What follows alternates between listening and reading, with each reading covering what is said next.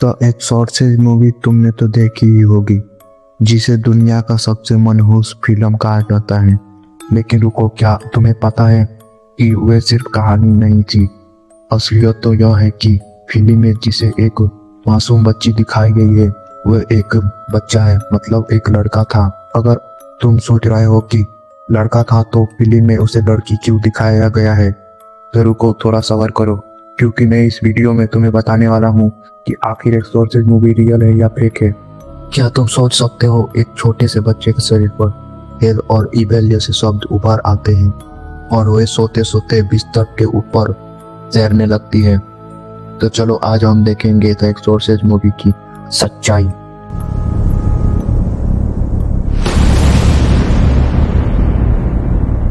उन्नीस की शुरुआत। मैरीलैंड के एक छोटे से घर में एक 13 साल का लड़का रहता था। नाम रख लेते हैं रोलन।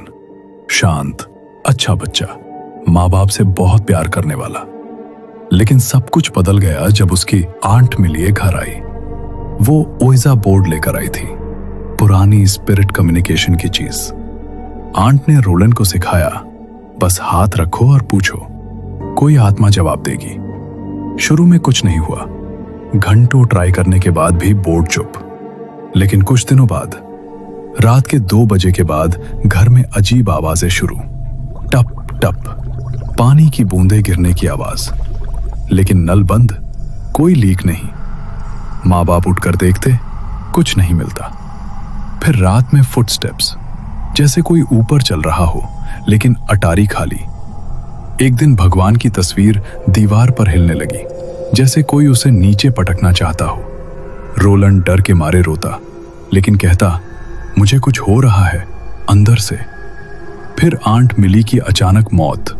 पूरी तरह हेल्दी थी, लेकिन एक रात सोते सोते चली गई। रोलंड बहुत दुखी हुआ। वो बोर्ड फिर निकाला, आंट से बात करने की कोशिश की, लेकिन जवाब में सिर्फ और डरावनी चीजें। रोलंड के बिस्तर पर अचानक झटके लगने लगे। सिर्फ उसका बिस्तर, पूरा घर नहीं हिलता। मां चिल्लाई, ये क्या हो रहा है? रोलंड चीखा, मुझे छोड़ दो। फिर सबसे डरावनी चीज, रोलंड के शरीर पर घाव आने लगे, लाल निशान, जैसे किसी ने नाखूनों से खरोंचा हो। डॉक्टर आए, जांच की, कोई बीमारी नहीं, लेकिन घाव बढ़ते गए। मां रो रो कर कहती, मेरा बेटा मर रहा है। परिवार ने फैसला किया, चर्च जाना पड़ेगा। पहले पादरी फादर रेमंड आए। उन्होंने देखा रोलंड अलग अलग आवाजों में बोल रहा था, कभी बच्चे की, कभी बूढ़े आदमी की, कभी औरत की। वो गालियां देता, पादरी को थूकता। रेमंड समझ गए ये पोजेशन है। उन्होंने अनुभवी फादर विलियम एस बॉर्डन को बुलाया, जिनके पास 26 साल का अनुभव था। एक्सॉर्सिज्म शुरू हुआ। रोलंड को बिस्तर पर बांधा गया।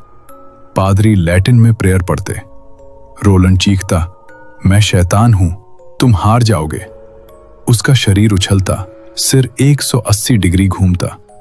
एक बार तो वो इतना जोर से उछला कि रोप्स टूट गए और फादर वॉल्टर का नाक टूट गया। लेकिन पादरी नहीं रुके। एक रात रोलंड ने कागज कलम मांगा, लिखा, मैं खुद शैतान हूं और 10 दिनों में साबित कर दूंगा। पादरी डरे, लेकिन उन्होंने और पावरफुल रस्म की। होली वाटर और प्रेयर्स से रोलंड में होली स्पिरिट डालने की कोशिश। अचानक अस्पताल में धमाका, लाइट्स गईं, पूरा कमरा हिल गया, जैसे कोई बड़ा एक्सप्लोजन हुआ हो। जब लाइट्स आईं, रोलंड शांत था। उसने कहा, वो चला गया, मैं ठीक हूं। 19 अप्रैल 1949 को एक्सॉर्सिज्म खत्म हुआ। रोलंड पूरी तरह नॉर्मल हो गया। कोई घाव नहीं, कोई आवाज नहीं। नाम छुपाया गया ताकि वो कभी याद न करे, लेकिन वो सच था और आज भी वो सबसे डरावना एक्सॉर्सिज्म माना जाता है। तुम्हें भी कभी ना कभी एक ऐसा एहसास हुआ होगा कि आखिर जब इंसान मरता है तो उसे कैसा महसूस होता है। क्या तुम जानना चाहते हो तो इस वीडियो को क्लिक करो, हम वहीं मिलेंगे।